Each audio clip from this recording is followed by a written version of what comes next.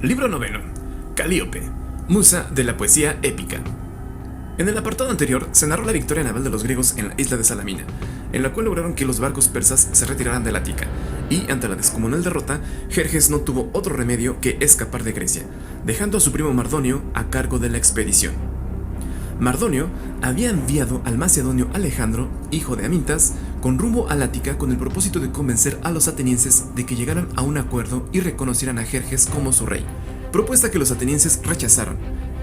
Y en consecuencia, Mardonio se dio a la tarea de reclutar tropas para integrarlas a sus huestes.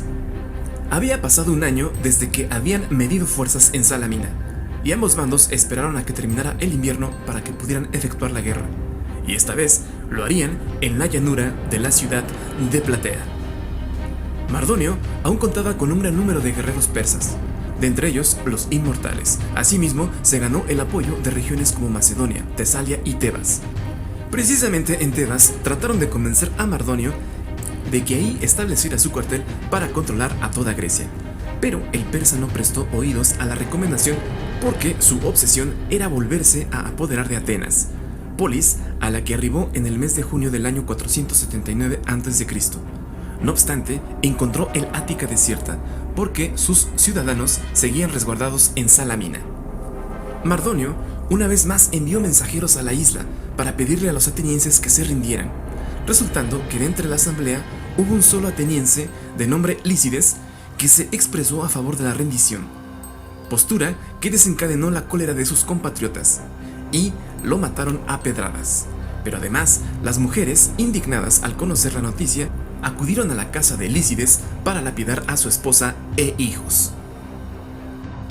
Al cabo de unos días, los atenienses se encargaron de enviar tanto embajadores suyos como de Mégara y Platea hacia Esparta para recalcarles que el año anterior no habían enviado a su ejército con dirección a Beocia para que juntos se enfrentaran a Jerjes. En cambio, los espartanos se acobardaron y prefirieron construir el muro en el Istmo de Corinto para proteger sus tierras y permitir que Jerjes quemara Atenas. Por aquellos días, los peloponesios celebraban las fiestas jacintias y no tenían intención de volver a prestar su ayuda. Por ello, los éforos hacían larga la respuesta, dejando que corriera un día tras otro, haciendo esperar a la comitiva. Sin embargo, gracias al consejo de Quileo, de Tegea, quien recomendó que era mejor enviar tropas al llamado de sus aliados, porque no debían descartar que podría ocurrir una alianza entre persas y atenienses, alianza en la que ellos estarían perdidos. Ante tal posibilidad, los éforos decidieron que 5.000 espartiatas al mando de Pausanias, hijo de Cleómbroto, salieran de noche, a escondidas, para hacer parecer a los embajadores que sus tropas ya habían salido desde muchos días atrás, en auxilio de los demás griegos.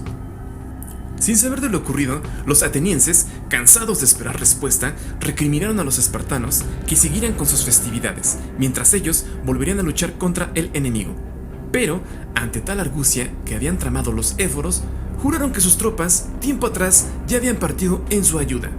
Sin perder más tiempo, los atenienses se retiraron de Esparta con el propósito de alcanzar al ejército. Por su parte, Mardonio comprendió que no podría realizar una alianza con los helenos y decidió derrumbar e incendiar lo que quedaba de Atenas, y partió con rumbo a Tebas porque el terreno de Ática no se prestaba para desplegar la caballería, y en caso de ser derrotado, no tendría rutas que le favorecieran su escape. Una vez que llegó a Tebas, instaló su campamento, protegiéndolo con un muro, que se extendía desde Eritras, pasando por Isias, alcanzando Platea y emplazándose a lo largo del río Asopo. Por otro lado, los espartanos se unieron con los atenienses en Eleusis, y una vez que conocieron la posición de sus rivales, decidieron acampar al pie del monte Citerón. Mardonio esperaba que los griegos acudieran a la llanura para poder emplear el poder de su caballería, pero los helenos se instalaron en terrenos altos para evitar estragos. No obstante, el persa envió a sus jinetes para hostigarlos, recibiendo mayor castigo los hoplitas de Mégara, quienes, ante los daños sufridos, pidieron a los aliados que los auxiliaran, pues estaban resistiendo con heroísmo. Los atenienses atendieron a sus ruegos enviando 300 de sus soldados de élite. La caballería enemiga atacaba escuadrón tras escuadrón a los griegos. Masistio era el encargado de liderar a los persas, distinguido general que gustaba ataviar con oro su armadura. En cierto momento de la batalla, su caballo recibió un flechazo, haciendo que se encabritara y derribase a su jinete. Los atenienses aprovecharon la oportunidad para lanzarle estocadas con las que arrebatarle la vida, pero la coraza que portaba Macistio era muy resistente, protegiéndolo una y otra vez de la muerte, hasta que alguien lo hirió en el ojo, y fue así como pereció. Los persas intentaron abandonar el sitio, pero al percatarse de que había caído su capitán, decidieron regresar por su cadáver, y la lucha arreció en el intento. Sin embargo, no lograron rescatar el cuerpo de su comandante, y no tuvieron más remedio que volver con Mardonio, quien se entristeció profundamente al saber de lo ocurrido. Los persas se cortaron el cabello y las crines de sus caballos, lamentando la muerte de Macistio. En tanto que los griegos decidieron abandonar el monte Citerón y establecerse en Platea, puesto que esa zona les parecía más apropiada para establecer su campamento, y además les proveería de suficiente agua. En aquel sitio se presentó una discusión entre los hombres de Tegea y atenienses, ya que los primeros reclamaban posicionarse en el ala izquierda de la falange, y después de entablar un acalorado debate, los espartanos, que como comandantes de los hoplitas optaron porque fueran los atenienses quienes se posicionaran en el extremo que reclamaban, de modo que acomodaron las tropas de la siguiente manera. En el ala derecha, como máxima distinción, figuraban los espartanos, seguidos de los tegeatas, corintios, potidiatas, arcadios, epidaurios, lepratas, así como elementos de Micenas, Tirinto y Flionte, seguidos de hermioneos y hombres de Eretria y Estira, sumándose calcidios y ambraciotas, efectivos de Leucade y Anactorio, y otros tantos soldados paleos, eginetas, megareos y plateos, para finalmente cerrar las filas los atenienses, liderados por Aristides, hijo de Lisímaco. La suma de todos ellos, entre infantería pesada y ligera, superaba los 110.000 hombres. Una vez que Mardonio conociera la formación de los helenos, decidió posicionar a los persas frente a los espartanos, mientras que en el centro instaló a los medos, bactrios, indios, sacas, y para enfrentar a los atenienses colocó a los griegos que se habían unido a las huestes invasoras, de entre ellos los macedonios y tesalios. Los persas y sus aliados sumaban 300.000 elementos, quienes esperaban la orden para salir a combatir. No obstante, ambos bandos debían realizar sacrificios para conocer el momento oportuno de lanzarse a la ofensiva. Los griegos recurrieron a los consejos del distinguido adivino Tisámeno, quien vaticinaba que para poder obtener buenos resultados, los helenos debían permanecer a la defensiva, por lo que no debían cruzar el río Asopo para iniciar la batalla. Por su parte, los persas recibían las mismas instrucciones del adivino Egesístrato de Élide. Mardonio deseaba entablar combate lo más pronto posible, pero, de acuerdo a los augurios, debía permanecer a la defensiva, igual que los griegos. Durante 8 días, los rivales se mantuvieron a la distancia, pero a consejo del tebano Timegénidas, Mardonio ordenó a la caballería que hostigara los caminos aledaños al monte Citerón, que conducían a Platea, por donde todos los días transitaban los griegos a los que podría causarles grandes bajas. En dichos lugares, los persas sembraron el terror y obtuvieron un cuantioso botín. Pasaron otros 3 días sin que los enemigos se causaran algún daño, hasta que se posicionaron frente a frente en Platea. Los números de los griegos habían aumentado, y ello le inquietaba a Mardonio, quien, sin prestar más atención a los consejos del adivino, dio la orden de que su ejército iniciara el ataque a la mañana siguiente. En ese lapso, el macedonio Alejandro, hijo de Amintas, se presentó en el campamento de los atenienses para informar de los planes de Mardonio. Los atenienses de inmediato le llevaron la noticia al espartiata Pausanias, general del ejército y sobrino del rey Leónidas. Pausanias, al conocer el anuncio, pidió que se cambiaran de posición y les cedió luchar en el ala derecha, ya que ellos conocían la forma de combatir a los persas cuando midieron fuerzas en Maratón. Los atenienses aceptaron la propuesta y en consecuencia los espartanos se ubicaron en el extremo izquierdo.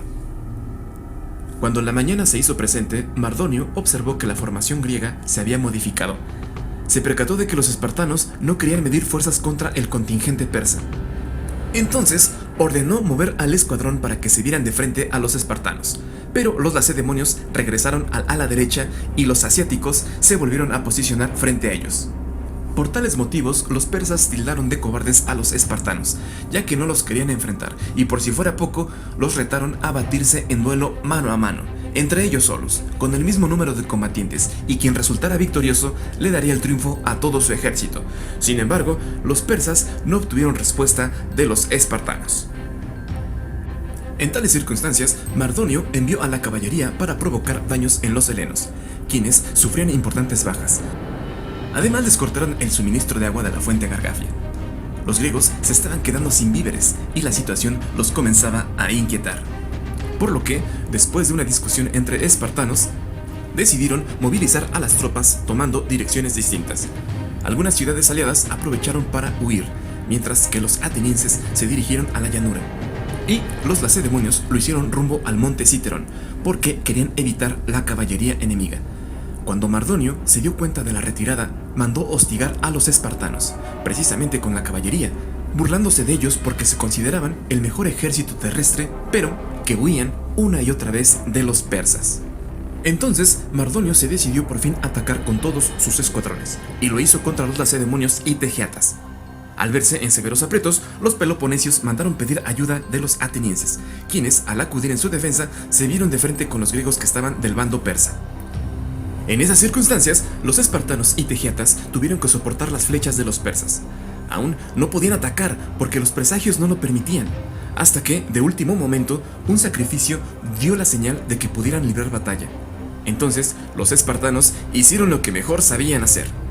Alinearon a sus hombres en posición de combate, formando un muro con sus escudos de bronce, que eran mucho mejores que los frágiles escudos de mimbre de los persas, mismos que resultaban hombres valerosos, pero que no contaban con estrategias de guerra, que atacaban en desorden y por tal motivo quedaban tendidos en el campo de batalla. Mardonio luchaba aguerrido, montando su caballo blanco, protegido por 1000 soldados de élite, causando mucho daño a los espartanos. En aquel momento se desató una fiera lucha, y fue entonces cuando el espartiata Arimnesto le arrebató la vida a Mardonio. Al percibir la caída de su general, así como de sus hombres de élite, los persas se dieron a la fuga.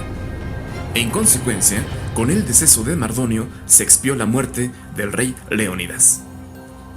Por su parte, los atenienses también consiguieron la victoria que entablaron contra los efectivos de Tebas.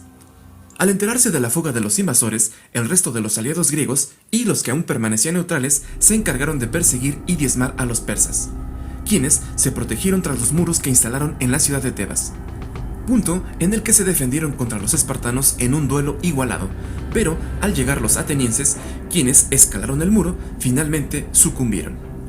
Los tegeatas fueron los primeros en entrar al campamento de sus adversarios y saquearon la tienda de Mardonio. Los persas ya no se defendían, y del total de los 300.000 hombres de los suyos sobrevivieron apenas 3.000, mientras que por parte de los griegos sus muertos fueron apenas 159.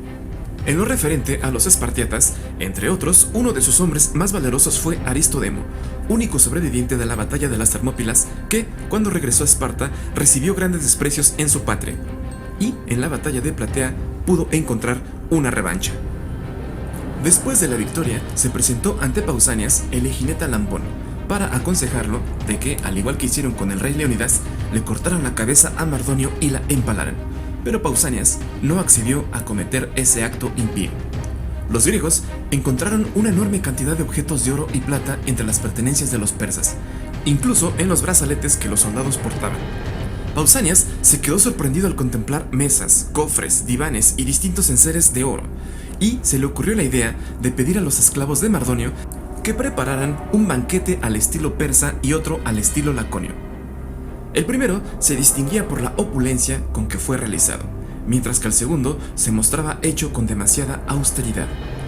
Por tal motivo, Pausanias mandó llamar a todos los helenos para decirles: observen cómo el persa, teniéndolo todo, ha venido hasta nuestras tierras para intentar arrebatarnos lo poco que tenemos. Esa fue la batalla de Platea, en la cual los griegos volvieron a salir victoriosos, y sin embargo, aún quedaba por librar un combate más para ponerle punto final a las llamadas guerras médicas.